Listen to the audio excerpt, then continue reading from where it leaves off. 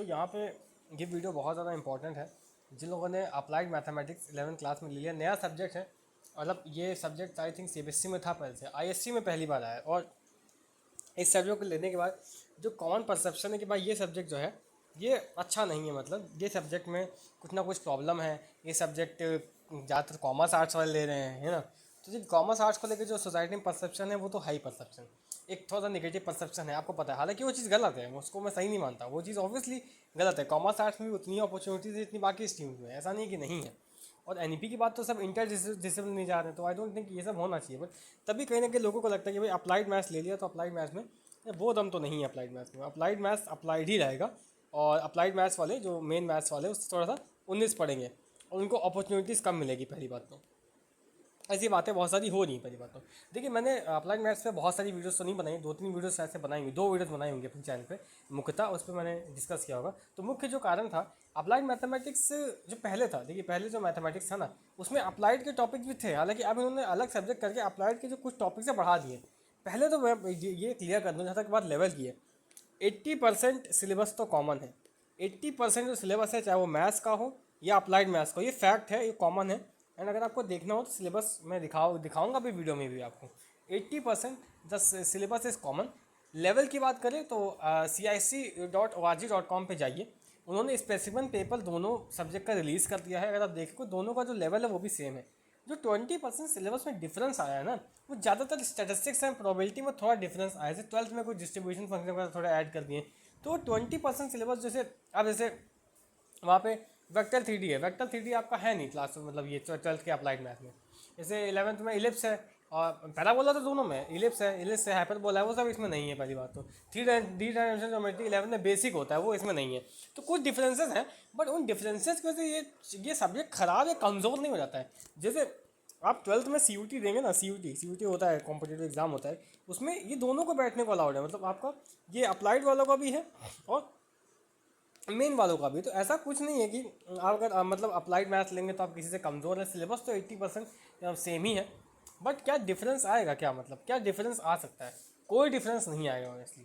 आप अब सवाल आता है फिर साइंस वालों को अप्लाइड मैथ्स लेने क्यों नहीं दिया जा रहा है? उसका कारण स्कूल हो सकता है, मतलब बोर्ड ने कहीं ये मेंशन नहीं किया है पहली बात तो, कि साइंस वाले अप्लाइड मैथ्स नहीं ले सकते। ये स्कूल का बायस है, ये बोर्ड का बायस नहीं है। पहली बात तो बोर्ड ने बोला है बस अप्लाइड मैथ्स और मैथ्स साथ में ले सकते हैं, बाकी आप ले सकते हैं ऐसा। बट हाँ, मेजोरिटी कॉमर्स और आर्ट्स वालों को अलॉट किया जाए तो इसका परसेप्शन, क्या इस सब्जेक्ट से इसका परसेप्शन चेंज हो जाएगा? क्या इसका कोई फ्यूचर नहीं है? फ्यूचर है। जितनी अपॉर्चुनिटीज़ के लिए मैथमेटिक्स अवेलेबल है उतने लिए अप्लाइड भी है, बस ये एक वर्ड लग जाने से कुछ नहीं होता है। हालांकि मैं फिर बोलूँगा CBSE में थोड़ा सा इसका अलग है सिनेरियो, और ISC में थोड़ा अलग है। तो आई थिंक जो प्रॉब्लम आएगी वो बोर्ड से रिलेटेड आ सकती है। मतलब CBSE का जो अप्लाइड मैथमेटिक्स है, जितना मुझे नॉलेज है, वो थोड़ा अलग है मतलब ये, और ISC ने बहुत ज़्यादा चेंज किया नहीं है। तो हो सकता है थोड़ा बहुत परसेप्शन का बायस हो, पर ज़्यादातर इसलिए कॉमर्स आर्ट्स वालों को स्कूल वाले अलॉट कर रहे हैं ताकि आगे कन्फ्यूजन ना हो। तो आई थिंक ISC को ये चीज़ नहीं करनी चाहिए। मुझे ऐसा लगता है चल रहा था मैथमेटिक्स तो चलने देते, पर चलिए मैं कौन होता हूँ बोलने वाला, उन्होंने कर दिया अलग, तो अब जो चीज़ें हैं उस पर ही हम लोग बात कर सकते हैं। पहली बात तो चलिए सिलेबस पर देख लेते हैं।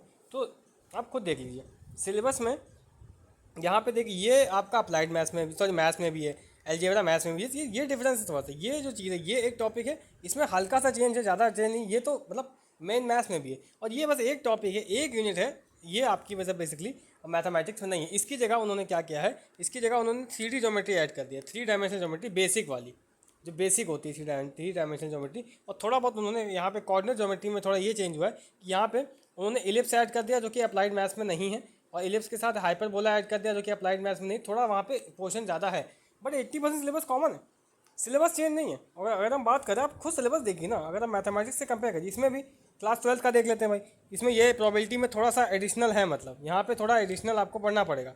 यहाँ पे थोड़ा सा एडिशनल है आपका मैथमेटिक्स के कंपेरिजन में। लीनियर प्रोग्रामिंग मैथ्स में शायद से नहीं है, मतलब CBSE की बात नहीं करो, ISC की बात करो।